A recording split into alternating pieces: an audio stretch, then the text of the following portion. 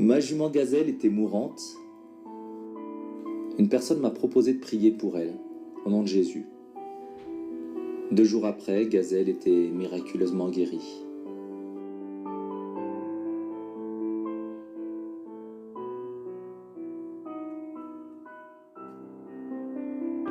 On m'a régulièrement posé la question « Pourquoi travailler en liberté ?» Et pour revenir un petit peu dans ma mémoire, je me rappelle que quand j'avais 7 ans, j'avais pas encore de chevaux, mais par contre on avait un élevage de moutons et j'attrapais les petits agneaux, je m'asseyais sur une balle de paille et je bloquais l'agneau à mes côtés. Je le libérais. Première réaction qu'il avait, c'était de s'enfuir. Je le bloquais à nouveau, jusqu'à ce qu'il comprenne que, même lâché, il n'avait aucun intérêt à partir. Une fois qu'il acceptait ça, je me levais et j'imitais sa mère. Et je me déplaçais et l'agneau me suivait. Ça a été vraiment les premiers instants de découverte quelque part du dressage en liberté. Quand Gazelle est arrivé à la maison, il a fallu évidemment que je change ma technique puisque je ne pouvais pas bloquer Gazelle comme je bloquais un agneau. Et là ont commencé toutes mes recherches, je dirais, à trouver une solution pour que cet animal ait envie de me suivre en permanence.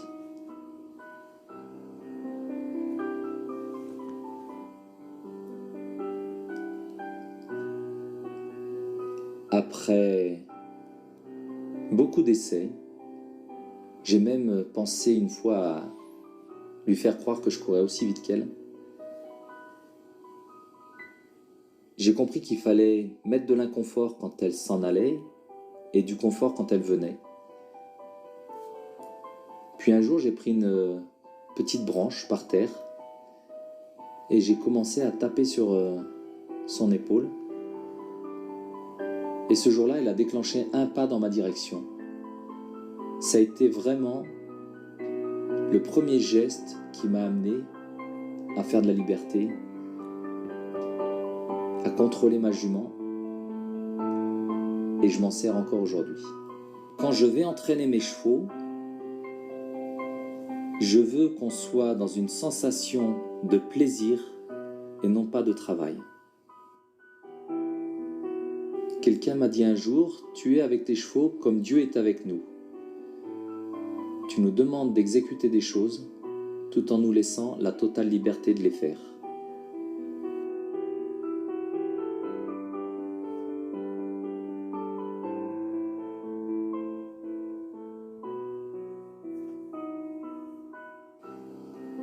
Quand je suis avec mes chevaux, j'ai l'impression d'être sur une autre planète. J'ai l'impression d'être dans un autre monde. Un monde qui ne m'appartient pas, dans lequel je dois, pour le savourer, m'adapter vraiment. Et il se passe des choses extraordinaires dans ce monde où la communication passe presque par de la télépathie. C'est un monde de ressenti, de sensibilité, et en même temps où tous les problèmes se règlent avec un acte physique.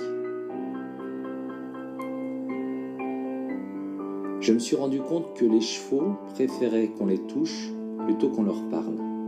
C'est finalement plus leur monde. Quand on présente un animal à un être humain, la première réaction de l'être humain, c'est d'avancer sa main et de le toucher. Quand on présente un animal à un cheval, sa première réaction, c'est de le sentir. Aimez-vous les uns les autres.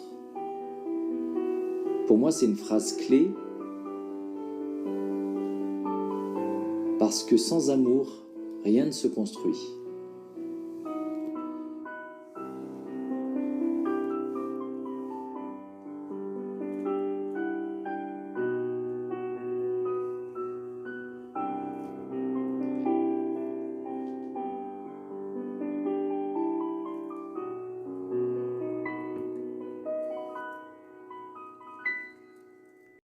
Coucou tout le monde, comme vous venez de le constater, voilà donc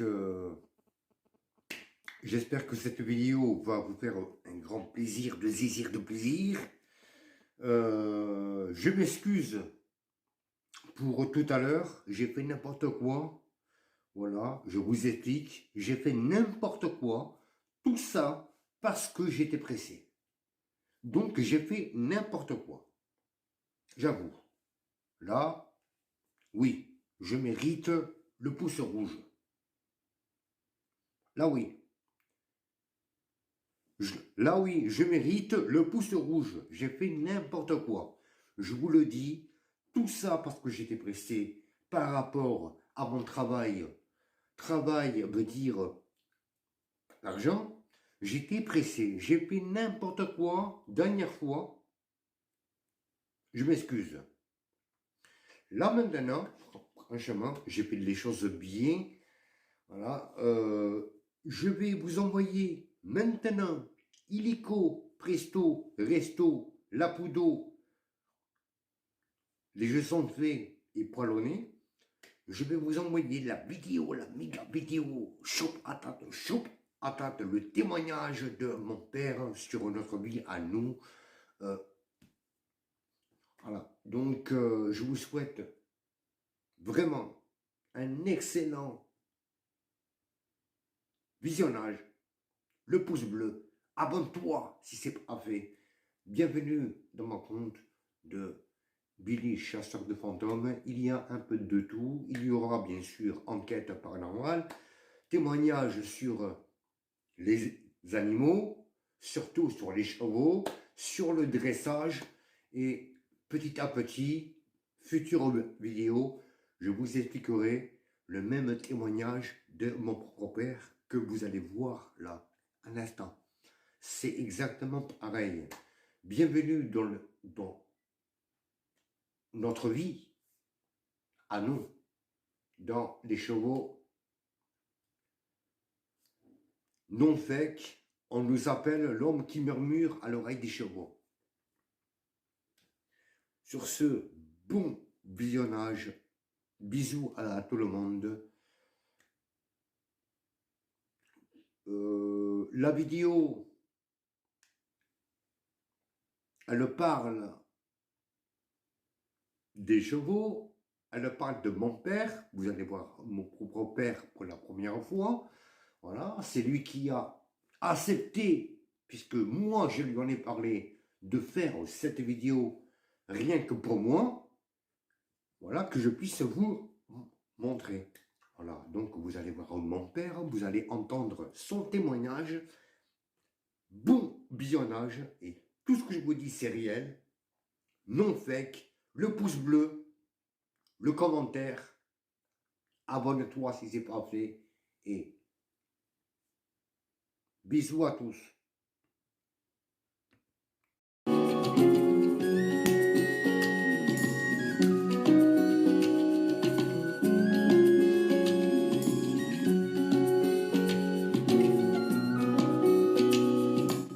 La place hiérarchique n'est pas remise en cause tous les jours. Simplement, si le numéro 1, par exemple, l'entier, à chaque printemps, lui, va remettre sa place en question, elle va être remise en question par un combat face à un autre plus jeune. Et ce système est très bien mis en place parce que ça évite du coup la consanguinité.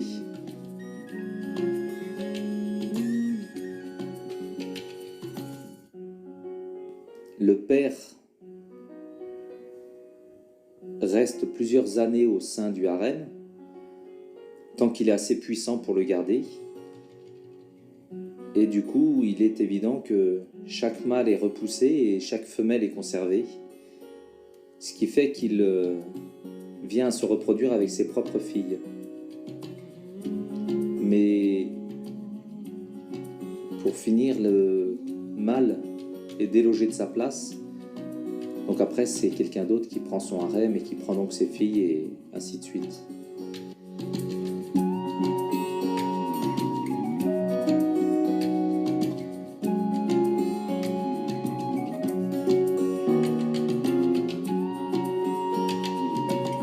je disais, la fermeté sans justesse devenait brutalité. Aujourd'hui, c'est toujours dans le même sens, mais je dis, la fermeté sans amour devient brutalité. Ça donne quelque part plus de subtilité, parce que quand on est rempli d'amour, on va forcément s'appliquer à être juste.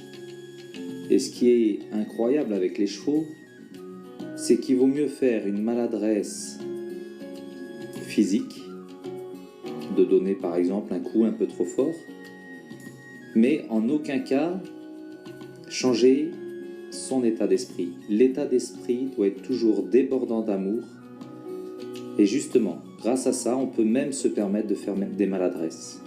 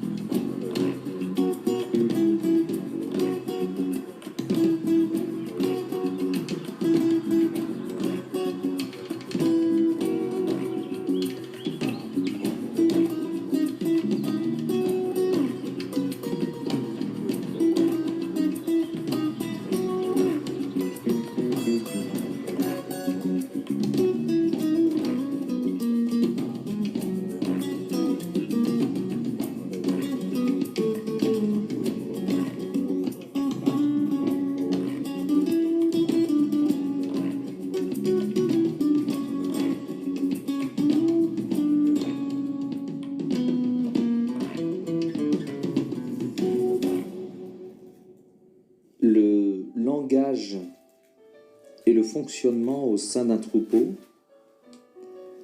il est incroyable de violence. Mais encore une fois, c'est de la violence à nos yeux. Et pour eux, c'est tout à fait normal. C'est un système de communication dans lequel ils se sentent bien. Et ce dont je m'aperçois, c'est quand un entier a eu des coups d'émotion par le fait qu'il y ait un rival qui vienne titiller son harem. Derrière, souvent, il met des coups à ses juments. Et c'est comme si ça montrait aux juments combien il était présent par sa force. Et par ces coups-là, on les voit se rassurer finalement et se resserrer contre lui. Alors pour nous, vraiment, c'est encore une fois déstabilisant parce que c'est tout le contraire de notre monde. Nous, ce monde-là, on ne peut pas le cautionner et il est même condamnable. Et je pense que ça, c'est vraiment un phénomène qui nous met très mal à l'aise.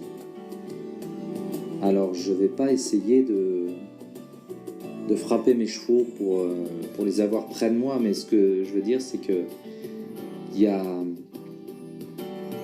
des actes physiques qui sont donnés sans aucun scrupule dans ce monde-là et qui non seulement ne fait pas en sorte que les individus s'écartent, mais au contraire, ça les rapproche. Ce qui est sûr, c'est que plus la hiérarchie est clairement en place, plus il y a une sérénité au sein du troupeau.